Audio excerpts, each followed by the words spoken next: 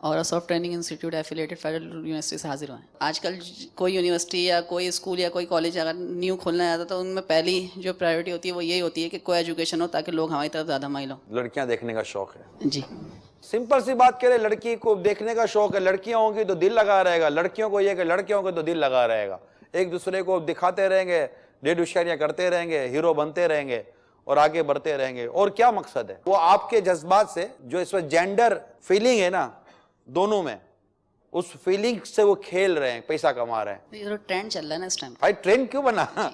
आखिर मतलब बताए ना कि शेविंग क्रीम की एडवर्टाइजमेंट पर औरत का फोटो लगाने की क्या जरूरत है? उसकी दाढ़ी निकलती है, एक तो वैसे ही शेव करना आराम, मगर उस पर भी औरत का फोटो बनाएगा। हमारी शेविंग क्रीम को देखेगा तब जो इस पर औरत का फोटो होगा।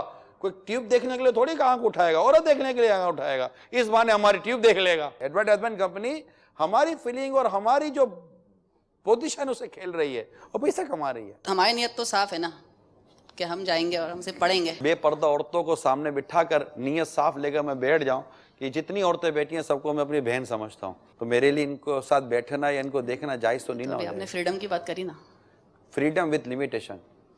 आपको फ्रीडम याद रहा, लिमिटेशन याद ना रहा? नहीं, अपनी निगाह झुका के रखे। क्या इतना कॉन्फिडेंस है?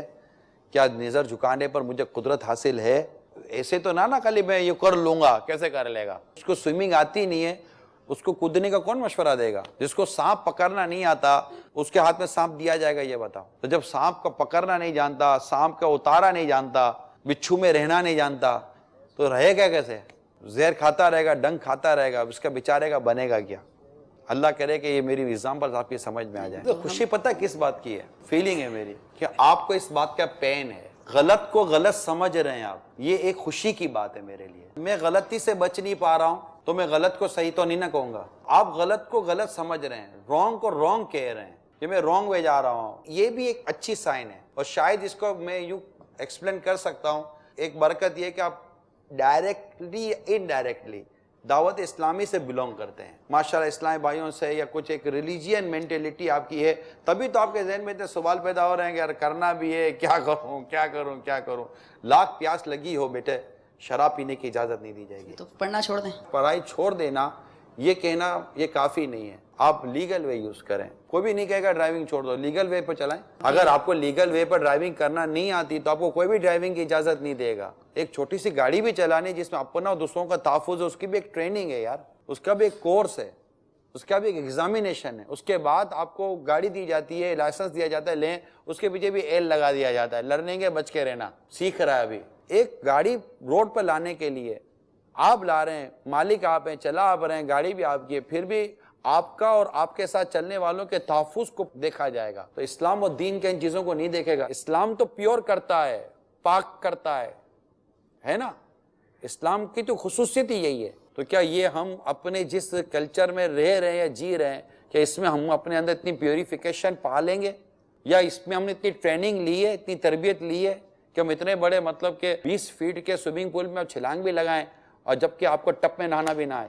आप खुद सोचिए, अब आप टप में ना नहा सको और किसी को बोलोगे यार कुछ तो रास्ता बताओ स्विमिंग में छलांग लगाने का, ना ट्रेनर के साथ जाऊं, ना स्विमिंग सीखूं, कुछ भी ना करूं, और बोले मुफ्ती साहब हमको 20 फीट में छलांग लगाने की इजाजत है, कोई रास्ता बता दो, तो डूबने की इजाजत तो कोई भी नहीं देगा आपको। तो ऐसी जगह से रोका जाएगा।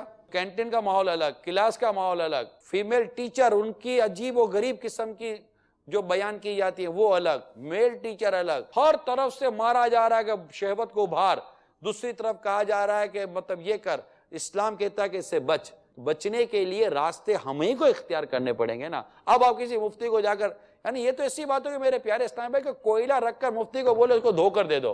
अब मुफ्ती कोयला धोकर कैसे देगा यार? कोयला कभी धुलता है? कोयले पर अगर सफेद कलर कर दो तो कोयला कोयला ही रहेगा। कौवा सफेद भी होगा ना तो उसको कौवा ही कहेंगे, कबूतर नहीं बन जाएगा सफेद। अब मेरा ख्याल है मैंने बहुत खुलकर आपसे बात की है ना कि सारे रास्ते इस्लाम और दीन ने बंद किए हैं। अगर इस तरह बेबाक कर दिया जाएगा जिसको चाहे मुंह मारता रहे तो गधे का काम है, इंसान का काम नहीं है। गधा हर जगह मुंह मारता है, कुत्ता हर जगह मुंह मारता है, इंसान नहीं मारता। इंसान तो वही मुंह मारेगा जहां मारने की उसको इजाजत दी गई है। बात समझ रहे? तहरीक तो ये होनी चाहिए कि अरबाब इख्तियार को इस बात पे फोर्स किया जाए कि वो एक मखलूत निज़ाम में तालीम को ख़त्म करें और अलहदा से गर्ल्स के लिए अलग कैंपस हो, बॉयज़ के लिए अलग कैंपस हो। तालीम हासिल करना अपनी जगह, अगर तालीम ही गलत होती तो दारुल मदीना क्यों खोले जाते? हम 2017 में कॉलेज क्यों खोल रहे हैं, बल्कि हायर सेकेंडरी एजुकेशन की तरफ जा रहे हैं ना, फर्स्ट ईयर सेकेंड ईयर करवा रहे हैं। अभी 9-10 के हमारे पेपर खत्म हो गए जो हमने शुरू किए, और इंशाल्लाह 2018 तक उम्मीद है कि शायद हम यूनिवर्सिटी खोल लेंगे। तो क्यों कर रहे हैं? जो चीज़ आप कह रहे हैं ना, हम वो मॉडल देंगे कि हमारे पास जो आएगा उसको दीन सीखने के लिए मदरसे में नहीं जाना होगा, या दुनियावी तालीम हासिल करने के लिए कॉलेज यूनिवर्सिटी में नहीं जाना होगा। वो दीन हो या दुनिया हो, दोनों तालीम हासिल करने के लिए उसको दावत इस्लामी के एक ही यूनिट में आना है। वहाँ से जब ये फारिग होगा तो इंशाल्लाह ये दीनी और दुनियावी दोनों तालीम हासिल किया हुआ होगा। ये वो तालीम थी जो हमारे बुजुर्गों ने हासिल की थी, जिनको आज आप फ़ख्र के साथ याद कर रहे हैं।